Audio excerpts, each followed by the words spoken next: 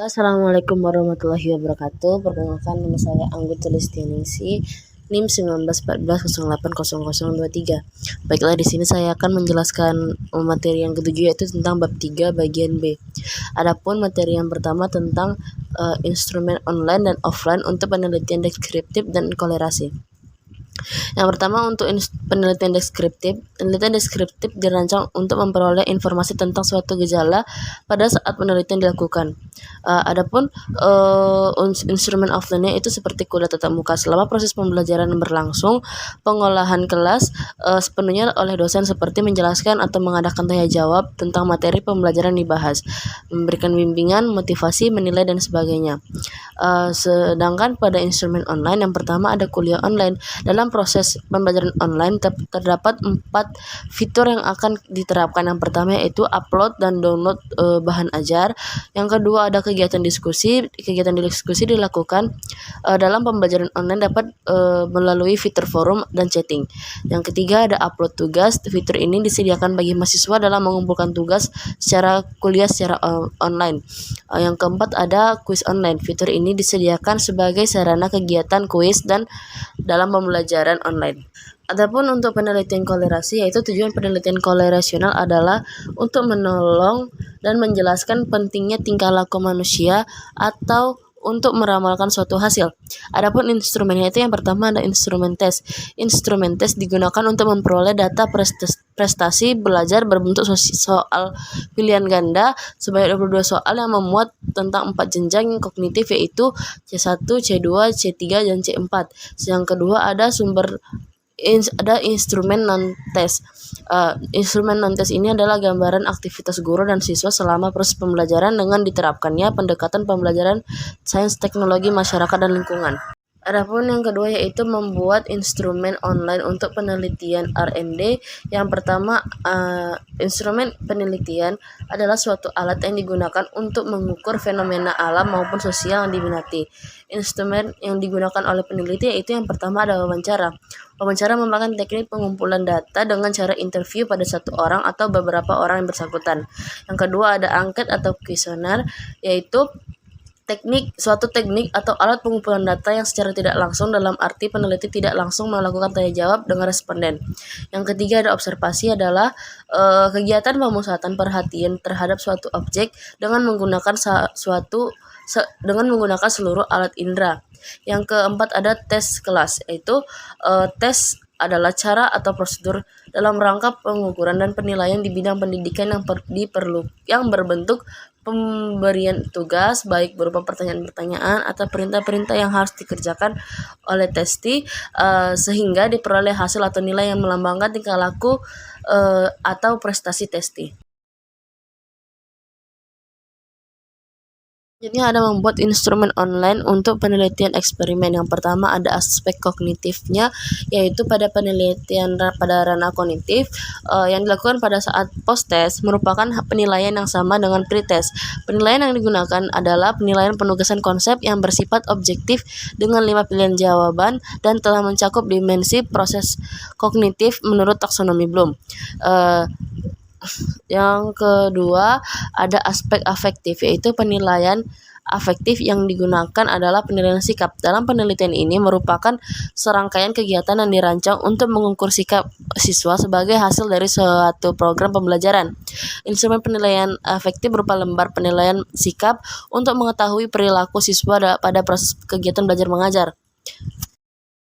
Selanjutnya ada menjabarkan teknik pengumpulan data dengan contoh instrumen yang digunakan. Yang pertama itu ada tekniknya yang pertama observasi. Teknik ini adalah teknik dilakukan dengan cara langsung mengamati situasi atau kondisi topik penelitian.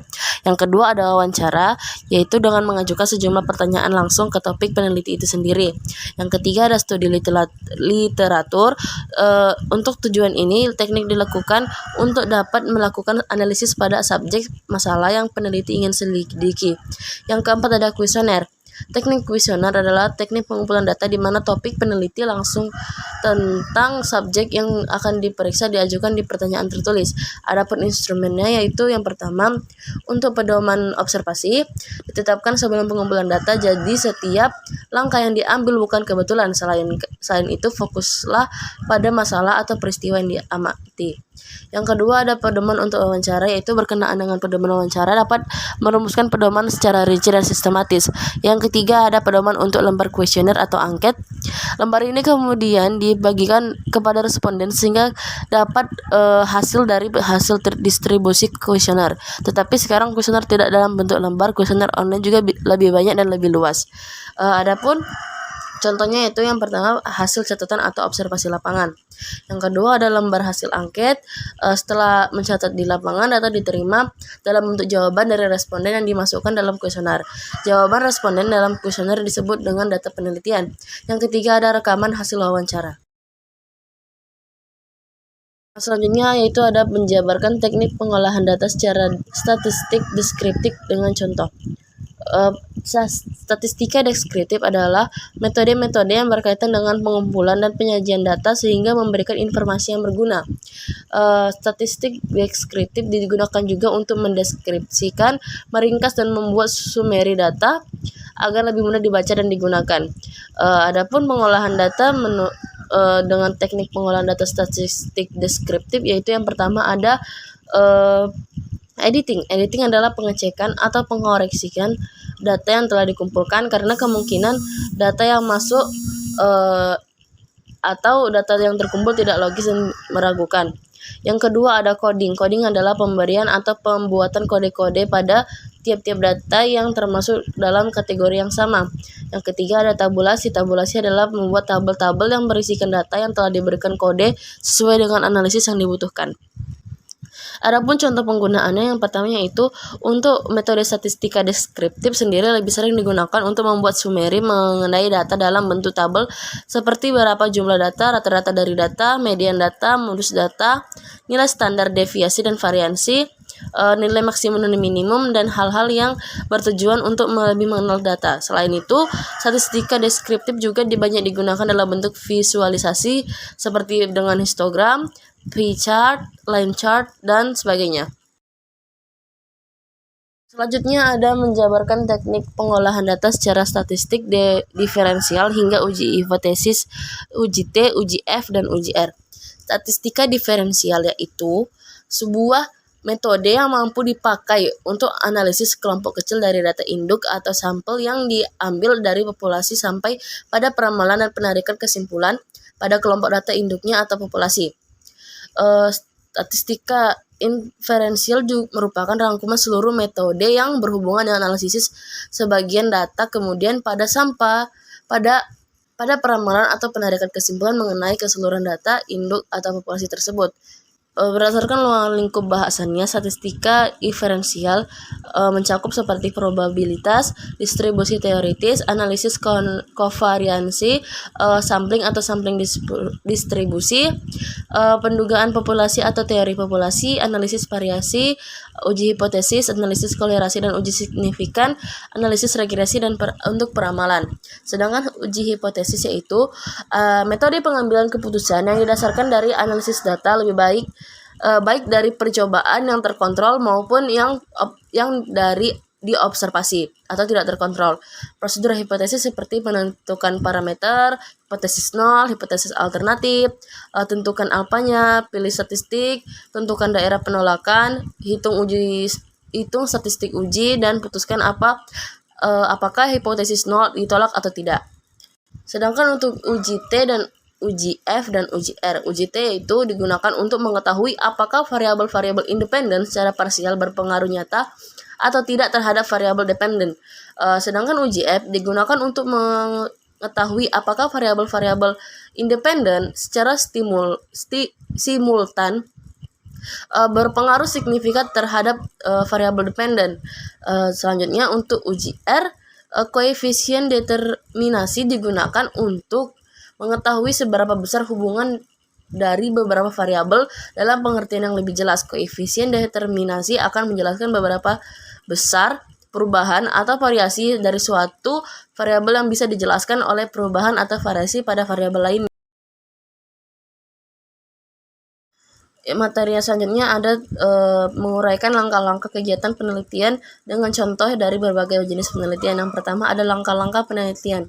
Adapun langkah yang pertama yaitu analisis memilih masalah, yang kedua ada studi pendahuluan, ketiga merumuskan masalah, keempat merumuskan anggapan dasar, yang 4A yaitu hipotesa, yang 5 ada memilih pendekatan, langkah yang keenam ada menentukan variabel dan sumber data, yang ketujuh menentukan dan menyusun instrumen, yang kedelapan ada mengumpulkan data, 9 analisis data, 10 menarik kesimpulan, 11 menyusun laporan.